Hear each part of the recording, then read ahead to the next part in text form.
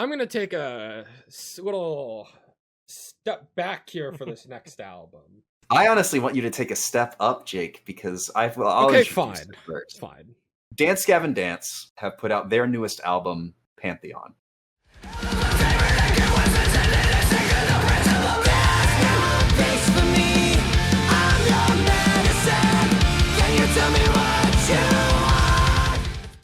Which is their first with Andrew Wells as lead vocalist rather than backup vocalist and guitarist.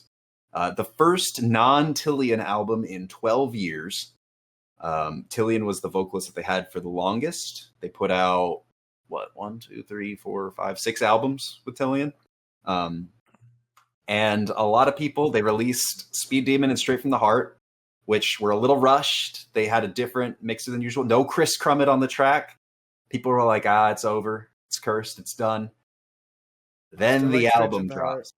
They have grown on me, I will say. But like the reception for those songs was not great comparative to like the last time that they dropped a single like that was Headhunter and Bloodwolf, which everybody, even Jake likes Headhunter. Like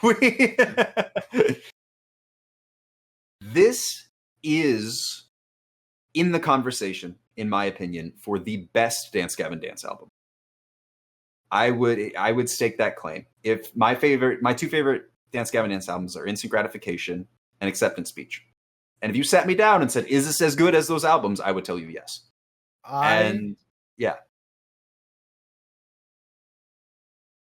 Don't think I agree. Okay. And that's because of one reason. And I think it's Descend to Chaos is not... It's a good closer, but it's nothing like an Evaporate or a Man of the Year for me. True. That's an interesting question. Is Descend to Chaos the first Dance Gavin Dance closer that I like? Let's figure this out. I think it's gonna skip right to the closer name and listen to the full album. Let's figure this out. Oh, this is gonna take a while. There's so many Dance Gavin Dance albums. Okay, I can name them for you if you want me to. Well, I need to look at which one is in my playlist because, like, I have not listened to any of these other Dance Gavin Dance songs not named Headhunter in years. So, depending on which one of them are in my playlist is going to determine my answer here. And it looks like this is the only Dance Gavin Dance closer that is in my playlist. So, let's go. And look, they love doing closers like this because for every Evaporate and Man of the Year, you have a Lost, you have an Into the Sunset, you have a Descend to Chaos that's less about being an epic closer and more about being the final like crescendo to the album and being a little bit more dramatic than anything else. Like it's almost more thematic and cinematic than anything else. And I think that it fits really well. Dance Gavin Dance do an incredible job of pairing the second to last song and the last song. It's like always. It's that way across every single album. And recently, it's been a heavier song as the second to last. We had Yikes, you had Say Hi, Swallowed by Eternity on Jackpot Juicer. Say Hi? No, that's wrong. No, that's the second to last song on the Afterburner, isn't it? No. I'm of the year in 2020. It's the one with... Oh, It's Nothing Shameful. Oh, yeah, I usually skip that one. That might be a blasphemous mistake. That's like the best song on the album. Dude, no. For some reason, I think it's Tillian on that one, honestly. Sometimes he's annoying. And I say this as my favorite band of all time. On that one now. Good, as he should be. Sergio, by the way, rest in peace, Tim Furyk. Sergio has done an incredible job filling the role of bassist in this band. I mean, when you lose somebody like Tim Furyk, who is so integral to the core identity of the band and the groove that they have, it's hard shoes to fill. Sergio's come in and done an incredible job. The instrumentation across this album, in particular the drumming, Matt Mingus is a fucking wizard. I do not know. We've already got Will Swan, who in my opinion is one of the greatest guitarists of all time, but I don't know how Matt does some of the stuff on drums that he's doing on this album. I mean, it's insane. And I think that what this album is the band having fun again. It is no longer the Tillian show, all right? The guy, the early albums sounded great. Post Mothership, maybe Artificial Selection, definitely feels like Tillian was running the show. It was Tillian and Dance Gavin Dance supporting him. And I mean, you got the guy singing in fucking Spanish for his then fiance, telling her that she's so hot that she's causing global warming. Like we can't be letting this happen. Okay? Is that what that song's about? Oh yeah. Oh yeah. I think literally the translation is like the way your body moves causes global warming. And I'm like, dude, no. Get away from me. Stand back. That song doesn't exist as far as I'm concerned. Wasn't that your album of the year? Yeah, it was. And it shouldn't have been, in hindsight. I listened to that album so many times with that song removed that it just erased itself from my mind. And I was able to like, yeah, no, But what this album, it doesn't feel like it's Tillian's album or, going back, it's not Johnny Craig's album. It's not Kurt Travis's album. This is John Mess's album. And Andrew is there to help support. John sings. He screams in like 7 different ways across this entire album. You have a song like The Stickler that not only has Andrew singing and John singing, it's got Will screaming, it's got Andrew screaming, it's got John screaming. There's an entire second verse where they're alternating the screams back and forth in each headphone. It's incredible. There's some of John's favorite delivery where he's like mocking himself kind of with his delivery on the Conqueror Worm. There's the blew it in the worst way, fuck me delivery on Midnight at McGuffey's, which is like one of my favorite moments on the album. It's just it's almost Mothership-esque, like Young Robot, in terms of how groovy and funky the guitar and the bass is across this entire album. It's like you'll see this thing sometimes, I guess, in like sports and esports, where every individual player is like peaking at the right time and goes on like some generational run. I think that's what this album is to me. Because Andrew coming in has switched things up, they are in their bag. They are all peaking at the right time. They are doing whatever they want without the constraints of somebody fronting the band that has an ego. And I think that it is really, really reflected in each of these. And I really want to highlight especially the Robot with Human Hair Rebirth, which in my opinion is the best song on this album and has oh yeah. And I don't say that lightly because I could name about 5 others that I think would also take that title. But that like little vocal run Andrew does halfway through the song, the switch up, the delivery on shoring up in the chorus, the way that they're just constantly subverting their own expectations and shifting the tempo and where they want to go with the song. It's a 6-minute song, and it's just, I'm sitting there like that SpongeBob ascending picture for the entire damn thing.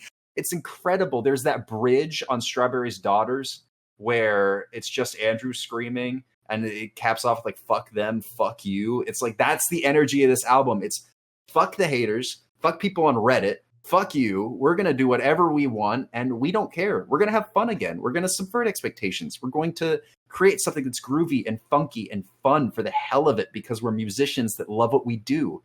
And like, I also think that what makes this album so good and unique in terms of being a Dance Gavin Dance album is half the time, usually in the past or more than half the time, John just be saying shit, right? Like I'm thinking about Petting Zoo Justice on Mothership, where like fat rat faces fruit bat, horse comes out, clip clop, the shark comes out and like beats your parents up or some shit like that.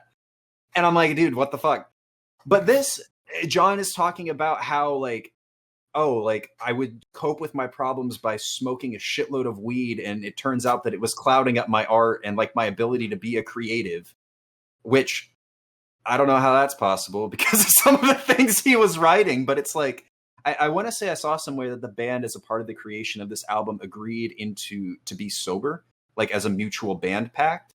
And I think that they've gotten really personal a lot of times on lyrics on this album in terms of reflecting both John and Andrew's personal lives. I also think that Yikes in particular which is my second favorite album and On the Right Day, my favorite.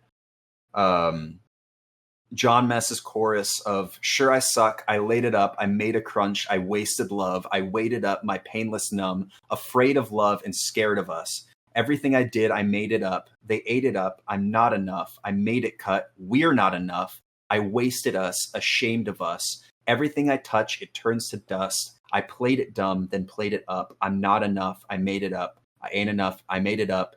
And then he goes, and then I go pack that bowl. You know, I have all these thoughts and things that I need to confront with my past and with myself.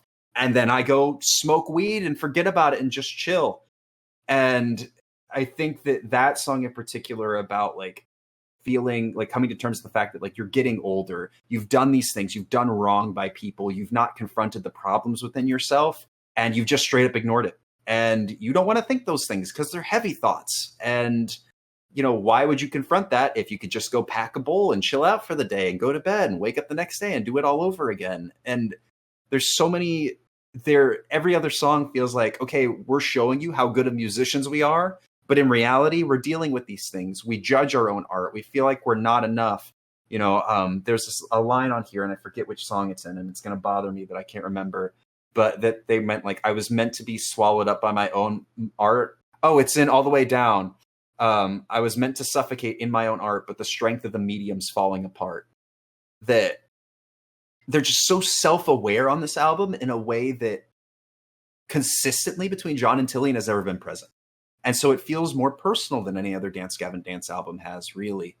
And Descend to Chaos is just one of those theatrical closers. Animal Surgery has the fucking chorus of the year, as far as I'm concerned. I know Jake, you weren't as much a fan.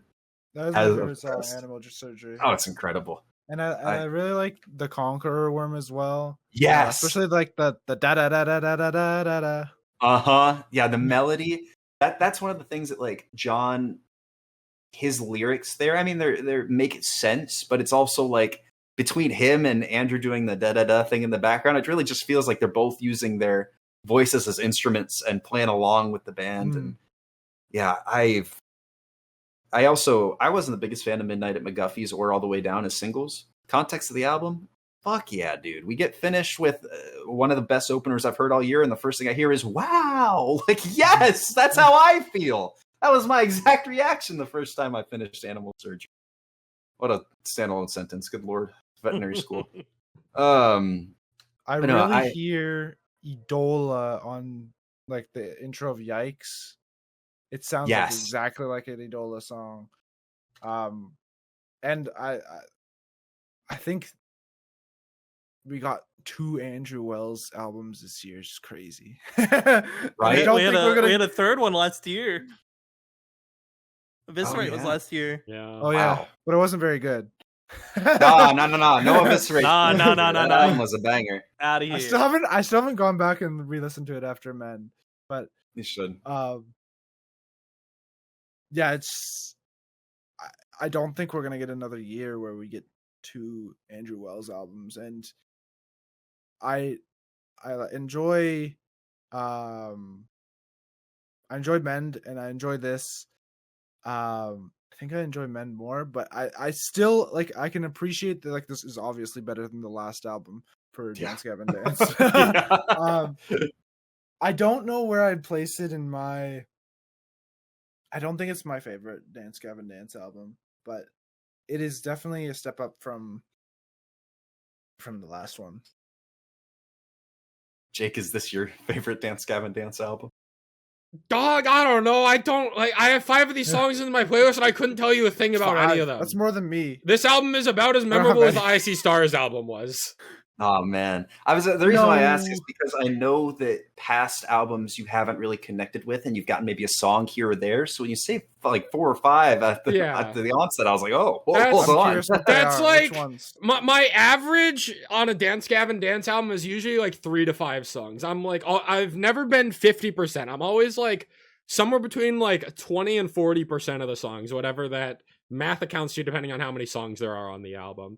The 5 for this album that I have in my playlist currently are Strawberry Daughters, Space Cow Initiation Ritual, A Shoulder to Cry On, The Peak of Superstition, and Descend to Chaos. All near the end. Yep. It's like it's the opposite of the Grandson album. Yes. It's back heavy for you. Yeah. That, and you mentioning Space Cow Initiation Ritual, the last thing that I wanted to say is the George Clinton feature, because this album leaked like, I don't know, 2-3 months before it actually came out. And of course I listened to it because I'm curious. And I was like, wow, this is album of the year already. But Will Swan was doing the George Clinton feature parts on the leaked version. He wasn't actually on it yet. And once he is, Dude, the little like coughs and like yeah in the left ear every once in a while is so nice. A lot of people don't like it. I'm like, dude, this guy is bringing a level of funk to the funkiest band in existence. What do you mean you don't like it? It's like the people who don't like the